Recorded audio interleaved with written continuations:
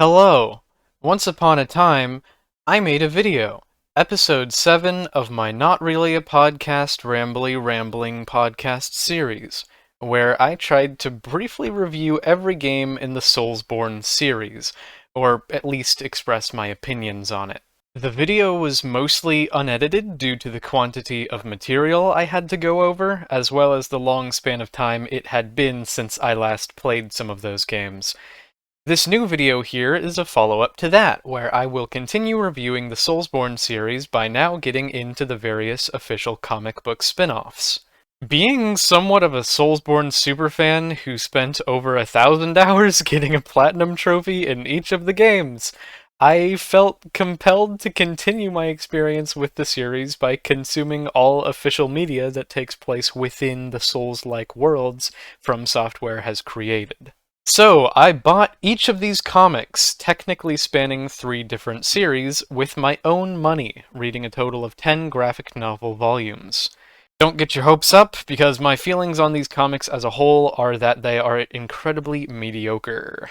And I apologize if you don't feel like my summaries are long enough, but in a lot of these comics, there's really not very much that happens, so I'll do my best, but you'll see.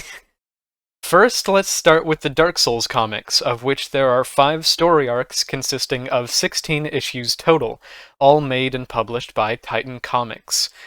Right off the bat, I implore you not to make the same mistake I did. Do not, under any circumstances, buy these comics physically. I've never had this problem with a book before, but the glue that binds the pages together is so weak that the pages fall out of these comics in a matter of hours, even with slow and careful use. All the Amazon reviews for these comics report the same problem, even across different printings. So personally, I don't see myself ever buying physical comics from this publisher again. If you ever choose to read the Dark Souls or Bloodborne comics by Titan Comics, either purchase them digitally or, find a website that has them. This is your warning. The physical volumes aren't even cheap, and yet they disintegrate in your very hands. They are one-time use books. But despite the whole books self-destructing and wasting my money thing, I was at least able to finish their stories and appreciate the art. On the whole, each of these comics has very good illustrations, except for the first one I'll get to. The only major problem with the art in my printed versions is that they were very dark and poorly saturated, making it hard to spot the details. I suspect this was done on purpose because the Dark Souls games themselves are very low in lighting levels, but this really doesn't do anything to help the enjoyability of these graphic novels. What I want to see is pretty colors, not shadowed blurs. Anyway, I'm not a big reader of comic books, so take my number ratings with a big grain of salt, because it doesn't really matter, and I'm not a qualified comic critic, but now I'm going to briefly cover each Dark Souls comic and tell you how they hold up to such a good series of games. Starting with Dark Souls 2: Into the Light, a 20-page webcomic only available on Dark Souls' Facebook page, which is the worst way of possibly publishing a digital comic. It was strangely difficult for me to go through the Facebook account making process while trying not to give them my actual identity. The illustrations are okay, but they're not in color, and some of the pages are very low res for some reason. The plot of these 20 pages, if you can call it a plot, is that an undead adventurer walks around, sees a dragon, dies, and comes back to life. Into the Light is just a ridiculously short promotional comic that adds nothing to the lore. 3 out of 10. Dark Souls: The Breath of Andolus is a big improvement. I think it's at least pretty and entertaining, but its story is a bit weird.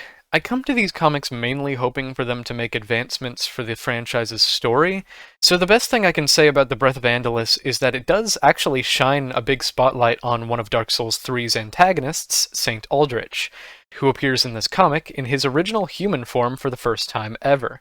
Aldrich serves as the deuteragonist in this comic, a scryer who journeys with the undead heroine protagonist and magically guides her along on her journey. She faces several Dark Souls-type boss monsters, including a phantom version of Solaire, an armored dude, a giant spider, a tree monster, and a fire monster. The action in this comic is not bad, but the plot is incredibly bland. She's just struggling with the undead curse and carving her way through a series of monsters to find the first flame so she can presumably light it and cure the curse. But the ending is extremely confusing. Not to spoil it, but it's not clear whether or not she still wants to light the first flame, and the phrasing is so indirect that I'm still not sure how the story ends, even though I read the thing. What happens to the flame? What motivates her final decision? I don't know. Anyway, this comic is mercifully short and decent, with some fine action and good illustrations, but as will be a running theme with these From Software comics, there is very little story content. If you're a big fan of Dark Souls 3 and you want to learn the origin story of Saint Aldrich, that would be the only reason to check this out. Otherwise, it's totally pointless, treading over a lot of generic, familiar ground. It was probably written by someone who hasn't played Dark Souls, and I assume the same for the rest of these comics. 7 out of 10. Next up, Dark Souls Winter's Spite, which, in my opinion, is awesome. I actually really enjoyed it, to my surprise. Its illustrations are perfect, its story is okay, but nothing very deep, and its action is thrilling. Winter's Spite takes place from the point of view of an undead trapped in the frigid, painted world, where he is enslaved and forced to fight monsters in a gladiatorial arena. Aldrich makes a cameo where he is now seen eating human flesh, bridging his last comic appearance to Dark Souls 3, in which he is infamous for his cannibalism. The undead protagonist escapes the arena after a neat boss battle, but is soon captured by the denizens of the Painted World. Not to be a broken record, but the illustrations and action are both really good, including one particular scene with a ballroom of hollows. Other than the objective quality of the comic, there is no interesting plot to talk about. The Dark Souls Wiki article on this comic is only 4 sentences long.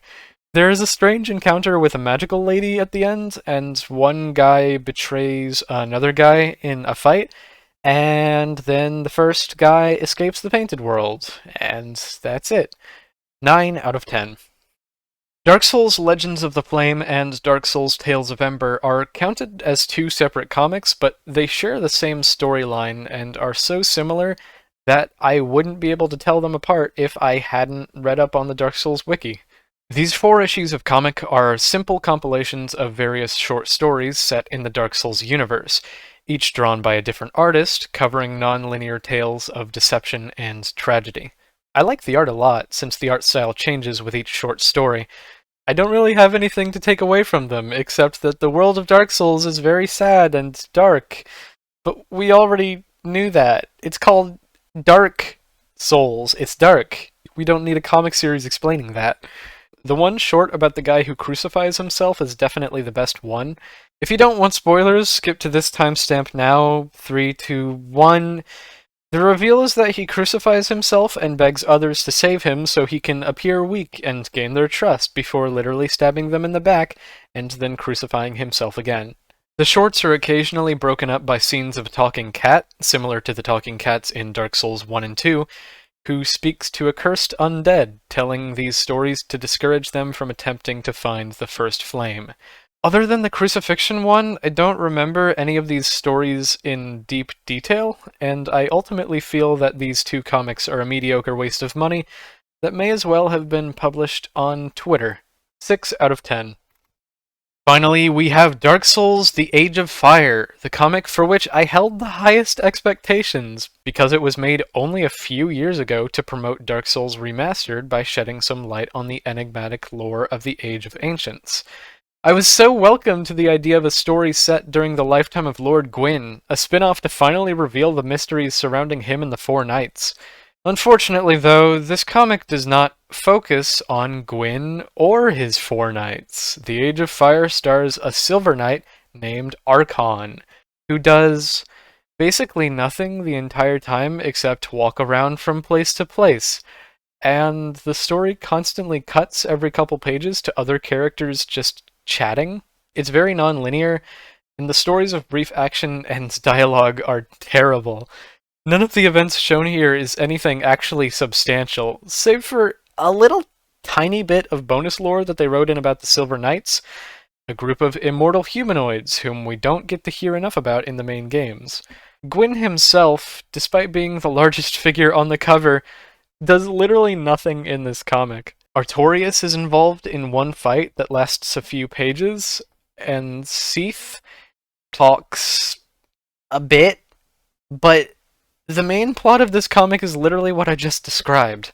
Guy walks around, mutters incoherently, awkward scene with a demon, gets killed, comes back to life, duels Artorias for some reason, many cuts to other characters just having random boring conversations, and then at the end, Seath acts like a jerk to some guy and unleashes a monster on an Orlando that Archon has to fight. All I can conclusively tell you about this comic is that it's very boring and pointless. It makes no revelations about the story of the Dark Souls world. I think it was an uninspired cash grab. 4 out of 10. So to conclude my thoughts on the Dark Souls comic series, I'm very disappointed. Not even talking about the fact that the physical copies fall apart because they're produced so poorly. These stories are a huge area of wasted potential. They were supposed to give us extra lore tidbits to fill in the mysteries of the games. Instead, all these comics really deliver on is some okay artwork panels. Volume 2, Winter's Spite, was the sole exception of a comic I did find genuinely enthralling, but that could only be because I was in a very good mood when I read it. I thought Winter's Spite was exciting and pretty, even though its story really just boils down to an undead traveler beating up a bunch of hollows. The 4 other Dark Souls comic stories, The Birth of Andolus, Legends of the Flame, Tales of Ember, and The Edge of Fire, are almost entirely forgettable and legitimately should not have been made. The only worthwhile piece of story content is the origin story of Aldrich, who later became Devourer of Gods in my least favorite entry of the Soulsborne series. If you seriously feel like reading the Dark Souls comics because you're such a big fan of the games, remember to just buy them digitally or find alternative means. Otherwise, just read up on the wiki what happens in these comics. Don't waste your time or cash. The next comic I decided to read, because it was only 1 volume long and therefore not as great a commitment of my time, was the one-shot Sekiro manga, Sekiro's side story, Hanbei the Undying. This is a 200-page one-shot manga based on Sekiro, twice as lengthy and detailed than the individual Dark Souls series, so at least it's more dense in its story value. The manga tells the story of Hanbei the Undying, a minor side character from Sekiro who literally just serves as a way to test new attacks, like a crash test dummy. What I can say about the Hanbei manga is sadly a lot of the same which applies to the Dark Souls comics. The manga doesn't expand on the overall lore much at all, but it does have some great illustrations and a few good scenes of action, and by the standards of all these Soulsborne comics, it's pretty good. However, the panel structure is confusing, a lot of the illustrations are messy and unclear, the translation is so overly literal that it becomes hard to read, and by manga standards in general, this comic is super mediocre. The story is that Hanbei, a ronin distraught by his inability to die, finds some villagers and saves them from some evil samurai. One character is kidnapped, and Hanbei joins the male villager guy to go save her. They fight a monkey man, the guardian ape makes a cameo, there are some more random evil samurai dudes. The doctor guy appears, who is briefly mentioned in Sekiro, and then Hanbei fights a guy with red eyes, and the story has a sad ending where Hanbei basically just loses, his friends die, and then he wanders to the dilapidated temple, where he meets the sculptor and wolf. Aside from some good drawings, Hanbei the Undying has very little to offer fans of Sekiro. It does have, like, a tiny bit of Ishin's backstory, where you see him defeat a powerful general and then attempt to kill Hanbei. With greater length, better combat choreography, and a more involved plot, it is an improvement over the Dark Souls comics, but I would still absolutely not recommend reading it. 5 out of 10. Finally, in order to simply say that I've consumed all media in the Soulsborne franchise, I begrudgingly had to read the 4 existing volumes of Bloodborne comic books. As they were once again published by Titan Comics, whom I now hate, I refused to get physical copies and instead read them via Comixology, which repeatedly crashed and gave me the same error message as I tried to flip through the digital pages. This crashing problem persisted for multiple days. So, yeah, not good first impressions of Comixology. Don't ask me how Bloodborne has 16 issues in its comic spin-off when there's still only one game, but here we go! And yes, they're just as mixed in quality as the Dark Souls comics. Bloodborne: The Death of Sleep introduces us to a bizarre hunter protagonist with nearly neon red skin, pale blue eyes, and an explicitly androgynous face. Similar to the video game, the hunter interacts with Gehrman and the doll of the hunter's dream, and is also distraught by their own immortality, repeatedly complaining about how the dream will never end. Also similar to the game, dialogue in this comic makes no sense. It's literally all just insane rambling and cryptic riddles. I enjoyed Bloodborne for its gameplay and atmosphere, but not its confusing story. It is not fun for me to have to read a comic where most dialogue is just total gibberish. I remember a child before the child, but not its face nor its name. I remember a child the way one remembers a tale told around a campfire burning inside their head, inside a dream ripping apart. What am I? Was I ever a child? The snake poison burning in my veins, shivering, the world shivering, transforming. I do not remember being a... The hunter faces off with the blood-starved beast multiple times. In fact, it's one of the only things that they fight in this comic. They speak on their curse and wish that they could just finally die, hence the title of the book. They meet a child who seems to have pale blood running through them, and as for lore drops, I genuinely appreciate that this comic attempts to explain what pale blood is, a MacGuffin which seems so integral at the very beginning of Bloodborne and yet is never properly explained in the game. As this comic would have it, it seems that pale blood is a valuable mystical substance which exists in the body of this sickly disabled child, but can also possibly be found when the moon is pale? Like all things in Bloodborne, it doesn't make a lot of sense. So the unnamed hunter and the unnamed child encounter the blood-starved beast, get healed by Yosefka, escape Yharnam, and wander around a wide, boring, grey wasteland, where they are chased by the blood-starved beast. They make it to the fishing hamlet. Gehrman appears a few times and offers up a bunch of insanely cryptic rants, and after a creepy encounter with some amygdalas, the comic ends abruptly. The child mutates, the hunter brings them onto a small dinghy, and they ride off into the fog of the coastline, attempting to escape the dream. There is nothing about this comic which I personally find entertaining. It doesn't mess up terribly, but its illustrations are only okay at best, and Bloodborne itself clearly does not have a good enough story to merit a comic book spin-off, especially one that's not going to help me make sense of the confusing game. Aside from the bizarre appearance of the hunter, some cryptic talk about the dream, and the surprise involvement of the fishing hamlet, the only worthwhile piece of lore in this comic is the reveal of what pale blood actually is and does. This comic is 2 out of 10. Bloodborne Volume 2, The Healing Thirst. My expectations were set very low, but I really enjoyed this one. Predictably, the creators chose not to continue the story of the Death of Sleep, which ended prematurely. The Healing Thirst picks up with a new story that seems to be set just before the night of the hunt, and focuses equally on 2 very different protagonists from opposite walks of life, the priest Clement and the healer scientist Alfredius, not to be confused with Alfred, another Bloodborne character. Clement and Alfredius disagree on worldviews and have clashes of personality, but unite under a shared concern over a new disease that's shaking Yharnam. Not to be confused with the Scourge of Beasts, this new disease, which is never mentioned in the game, is called Ashen Blood. Sounds like something straight out of Dark Souls 3. This story is purely character-driven, with 0 action sequences.